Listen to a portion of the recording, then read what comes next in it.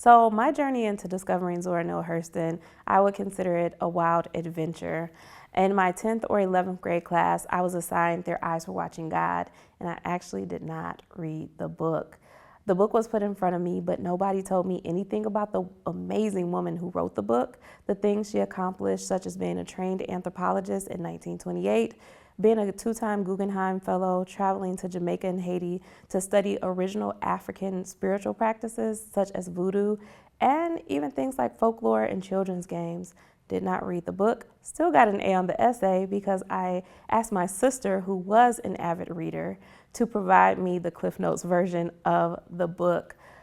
Fast forward to 2018, I was living life as a published children's author and designing children's programming at the time. And I had a partnership with Michigan State University's Residential College in the Arts and Humanities. The professor who oversaw that partnership, he said, "You're good with the kids, you're good with my college students, why don't you present for our Black History series?" And so at first I said, "Well, what do you want me to present about?" And he said, "The person from Black history who has most inspired your career as a writer." And because I did not like to read as a child, I didn't have anybody. But he told me, he said, "I will pay you an honorarium." And so from that moment, I decided I will find someone. I decided to do the presentation on Langston Hughes because I figured I could brush up on some poetry pretty quickly. I did love the fact that Langston Hughes used simple, everyday language, and he was focused on the working class Black man in his works.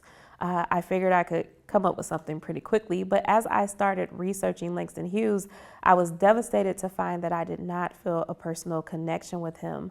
And in addition, this lady kept popping up named Zora Neale Hurston, and I thought to myself, oh yeah, the lady who wrote Their Eyes Were Watching God, the book that I didn't read in high school.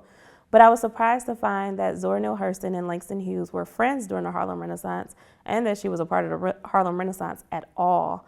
I decided to tack Zora onto my presentation, but all the while, every time I said, "and Zora," I felt this sensation come over me that was much filled with regret that I was not presenting solely on Zora. And from that moment, I decided if I ever had a chance to do another Black history presentation, Zora would be the star of my show, and she has been since that day. The thing that led me to become a Zora Neale Hurston scholar, that is not a title that I gave myself.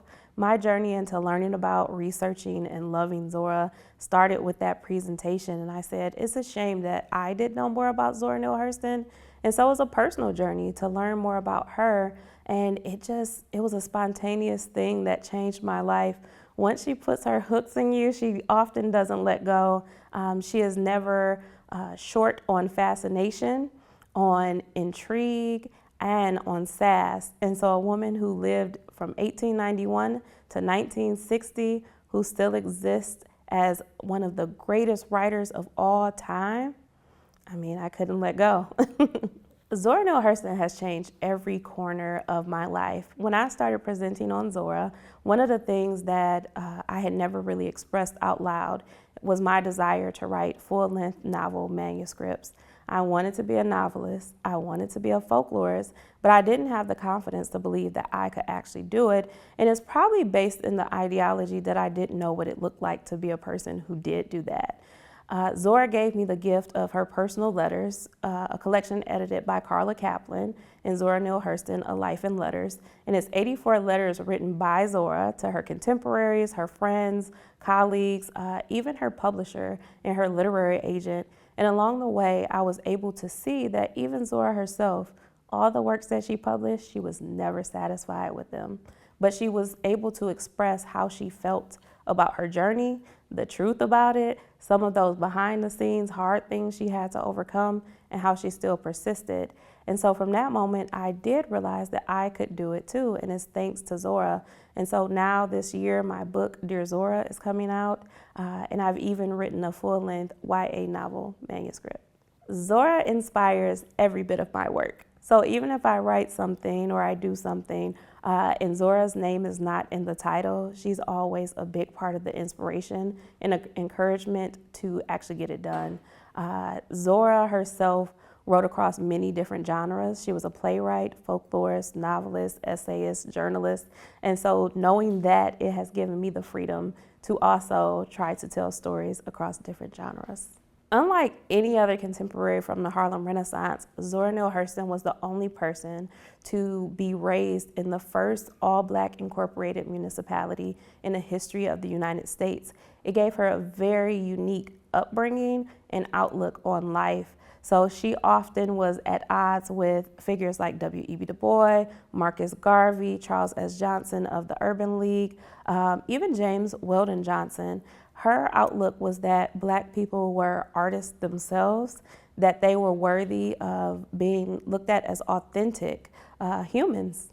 And so the stereotypical view, the self-loathing view that Black people needed to assimilate into white culture to be considered worthy, Zora challenged that at every go. And because of that, organizations such as the NAACP and Urban League often outcast her and tried to discourage the way that she presented her texts, such as Their Eyes Were Watching God, which is a story about the interior life of a Black woman, which was written in 1937.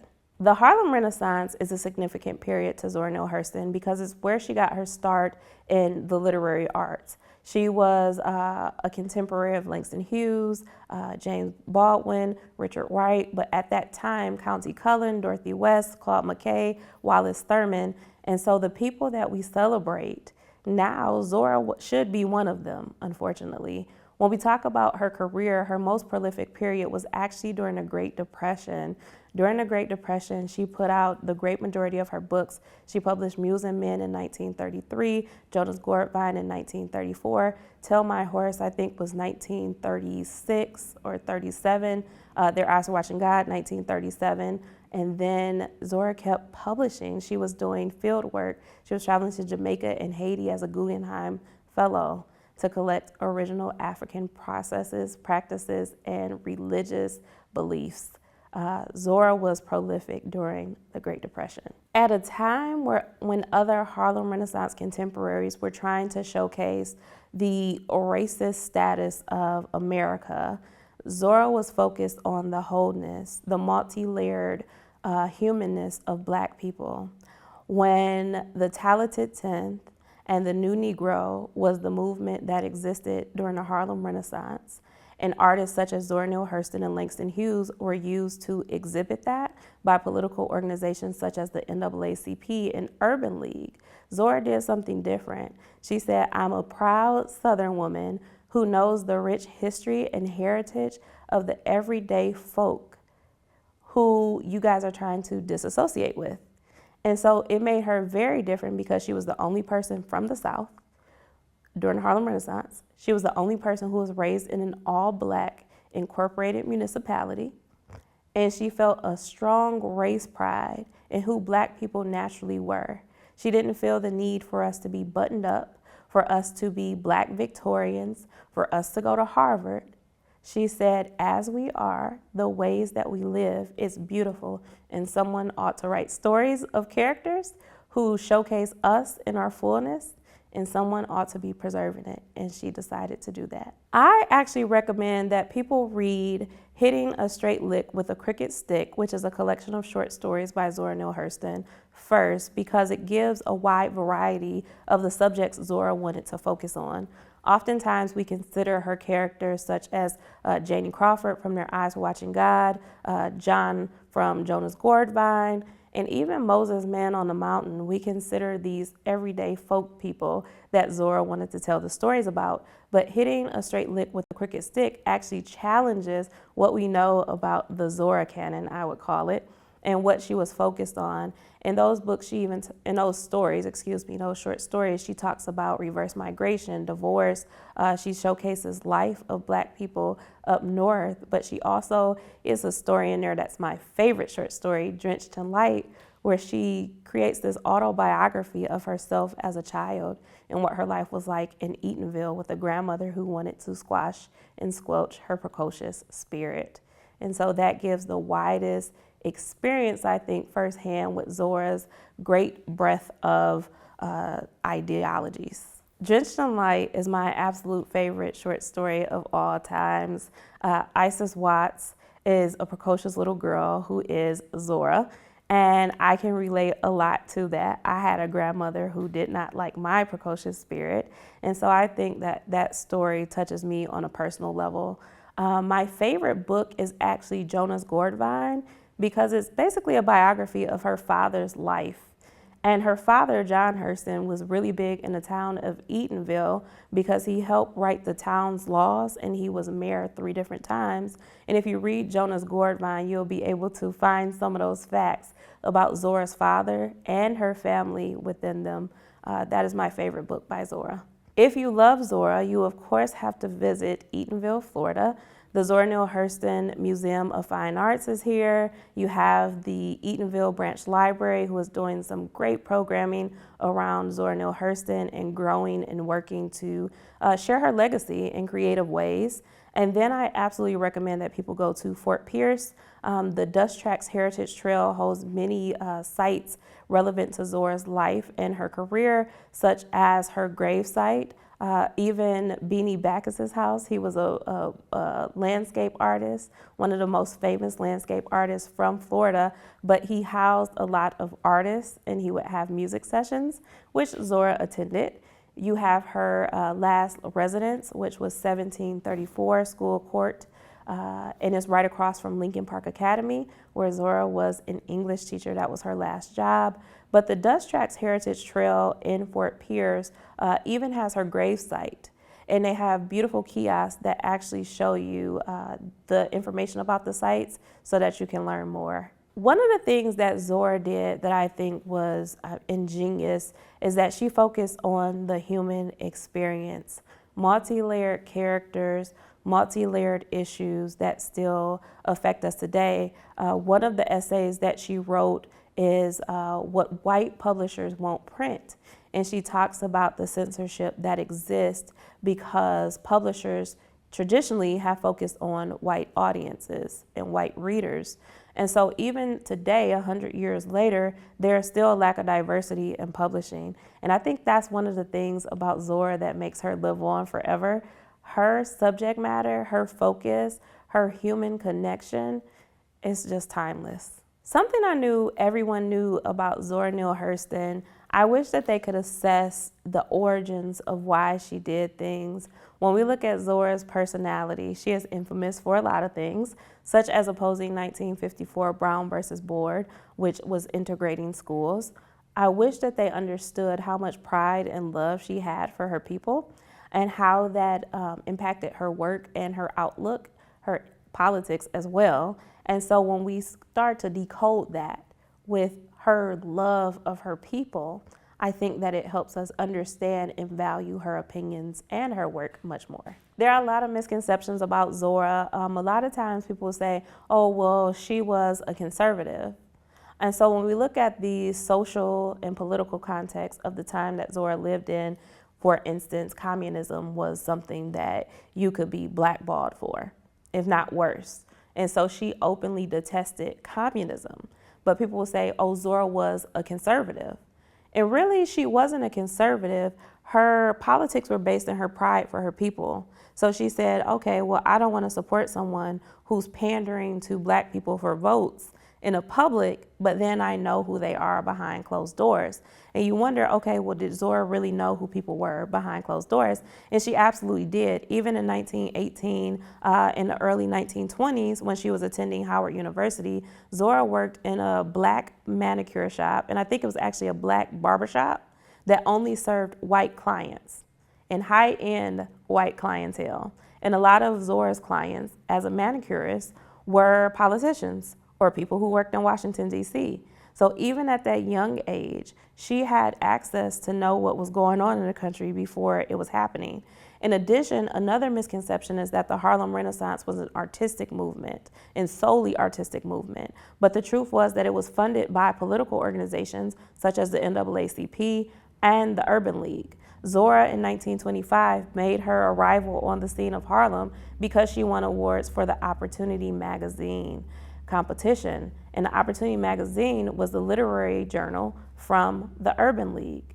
And so Zora was oftentimes in rooms with these thought leaders and politicians and privy to their motives and who they were behind closed doors. I think misunderstanding her politics is probably the biggest misconception about her. So when Zora was 13, her mother died. And Lucy Hurston was her champion. So Lucy Hurston told all of her children, 8 of them, to jump at the sun, because even if they didn't reach the sun, they would at least get off the ground. But with Zora's precocious spirit, her father and her grandmother often tried to beat the spirit out of her. They had a large fear and reminder that her father and her grandmother were both born into slavery. And so being born in Alabama, her father and her grandmother had a great fear of how white people would respond to Zora's big personality. And so they tried to manage it at home. Well, Lucy Hurston countered that, and she protected Zora, she championed her, and she let her be exactly who she was. When Zora was 13, Lucy passed away, and all the protection she had from her mother went with it. Her father even sent her away to boarding school with her older sister, Sarah, who was born 15 months before her, and she was Sarah was actually John's favorite, and he was her baby girl. But because he had one baby girl and he didn't see the value in women, he didn't need another one. So when Zora came along, he was like, well, what's the point of her? He sent Zora to boarding school with Sarah and then her other older brother, John. While at boarding school, 5 months after Lucy passed away, John remarried a woman who was 20 years old named Maddie Modge. Maddie Modge absolutely just wanted to take all of John's money. So she said, oh, you shouldn't pay for your children to go to school anymore.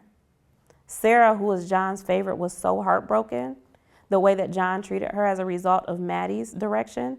She was brokenhearted. She left school, remarried, and moved to Baltimore with a man named John Mack. Zora, with her big spirit, decided to fight her stepmother. And it was a knockout, drag-out fight right here in Eatonville, Florida, so much so that neighbors had to come and pull Zora off of her stepmother. Zora said herself she fully intended to kill her. After that, John disowned Zora. He stopped paying for her to go to school. He told the school they could adopt her. That started Zora's years of wandering. She stayed with different family members and different neighbors right here in Eatonville, and eventually staying with John, her older brother, and with Bob, her oldest brother. Bob decided that he would tell Zora he would help her get back into school to finish high school. He did not. Instead, he had her help with his children and help his wife run the household. Zora fled to go live with her brother John and his wife Blanche.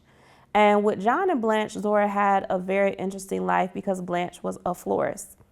Blanche actually taught Zora lots of her knowledge about flowers, and throughout her life, she always loved them. But John still did not help Zora go back to school. So she decided to go to Baltimore. And in Baltimore, she became a lady's maid for the lead singer of the Gilbert and Sullivan Troupe. The Gilbert and Sullivan Troupe is where Zora got her love for theater and for music. Now, while there, her employer, the lead singer of the Gilbert and Sullivan Troupe, decided to get married. And that means that Zora was unemployed, and Zora wanted to go back to school. She found out that she could go to school for free if she was a minor. By this point, Zora was 26. She told them she was 16. They believed her, and Zora was able to finish school. She went to Morgan Academy to finish her high school. I think that the Eatonville Branch Library is so important, not just for the community, but to Zora's legacy. One of the things that Zora experienced throughout her life is the tradition of Black women being domestic workers and the feeling of fighting against that. And so oftentimes she was fired because she was found in her white employers' libraries, their home libraries, trying to read. One of the things Zora always talked about in many of her stories, even in her autobiography, is sitting on the gateposts outside of her home here in Eatonville, and she would watch the cars drive by, and more times than not, they would be white drivers on their way through Eatonville to Orlando, and she would ask them to go a piece of the way for her. or she would ask them if she could go a piece of the way with them. And she would tell them stories, and they would give her things like books. She always loved to read. And so keeping that legacy and that heritage going and building the love of reading in the community, the library is the best place to do that.